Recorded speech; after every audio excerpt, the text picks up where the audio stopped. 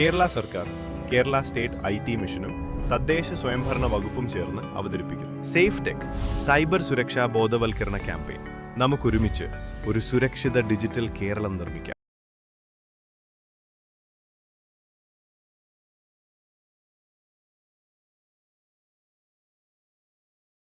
നമസ്കാരം.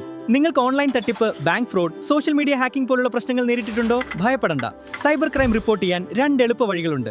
ഒന്ന്, സൈബർ സെല്ലിലേക്ക് പോകും. വേഗത്തിൽ റിപ്പോർട്ട് ചെയ്താൽ ബാങ്ക് ട്രാൻസാക്ഷനുകൾ ഫ്രീസ് ചെയ്യാം.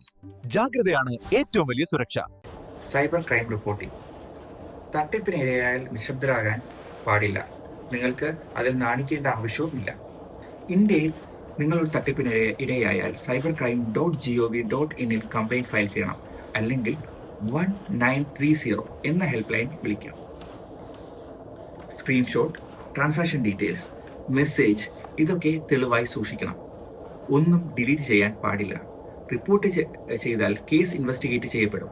ബാങ്ക് ഫ്രോഡ് ആണെങ്കിൽ പണം ഫ്രീസ് ചെയ്യാൻ സാധ്യതയുമുണ്ട്. ഓർക്കുക, റിപ്പോർട്ട് ചെയ്യുന്നതാണ് ഏറ്റവും വലിയ സുരക്ഷ. Module 8 reporting. അവസാനമായി ഇതൊക്കെ ശ്രദ്ധിച്ചിട്ടും പണം നഷ്ടപ്പെട്ടാൽ എന്ത് ചെയ്യും? അവിടെ സമയമാണ് പ്രധാനം. ഗോൾഡൻ അവർ എന്നാണ് പറയുക. പണം നഷ്ടപ്പെട്ടാൽ ആദ്യത്തെ 1-2 മണിക്കൂറിൽ പരാതിപ്പെട്ടാൽ പണം തിരികെ കിട്ടാൻ സാധ്യത കൂടുതലാണ്.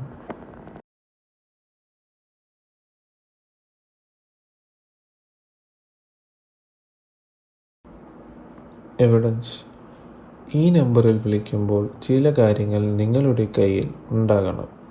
അതായത് ട്രാൻസാക്ഷൻ ID, തട്ടിപ്പുകാരൻ്റെ ഫോൺ നമ്പർ, വന്ന മെസ്സേജുകളുടെ സ്ക്രീൻഷോട്ട്, നിങ്ങളുടെ ബാങ്ക് അക്കൗണ്ട് വിവരങ്ങൾ. ഒന്നും ഡിലീറ്റ് ചെയ്യരുത്. ചാറ്റുകൾ, കോൾ ലിസ്റ്റ് ഒന്നും കളയരുത്. ഇതാണ് നമ്മുടെ തെളിവുകൾ.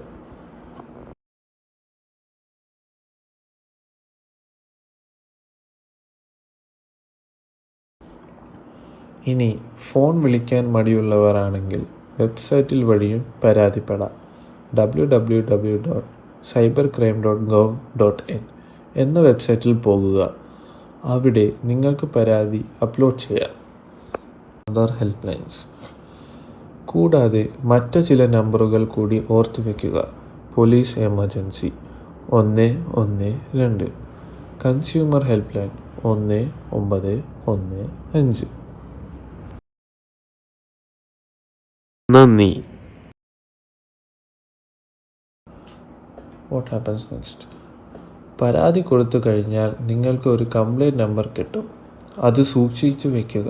പോലീസും ബാങ്കും ചേർന്ന് ആ കള്ളൻ്റെ അക്കൗണ്ട് ഫ്രീസ് ചെയ്യണം. അതിന് സമയമെടുക്കുമായിരിക്കും. ക്ഷമയോടെ കാത്തിരിക്കുക. നാണക്കേട് വിചാരിച്ച് മിണ്ടാതിരിക്കരുത്. അത് കള്ളന്മാർക്ക് വളരാൻ അവസരമാകും. അറിവാണ് ഏറ്റവും വലിയ സുരക്ഷ. എല്ലാവരും സുരക്ഷിതരായി ഇരിക്കുക. നന്ദി. Help line 1930. നിങ്ങൾ വിളിക്കേണ്ട നമ്പർ ഇതാണ്. ഇത് എല്ലാവരും ഒന്ന് എഴുതിയെടുക്കുക.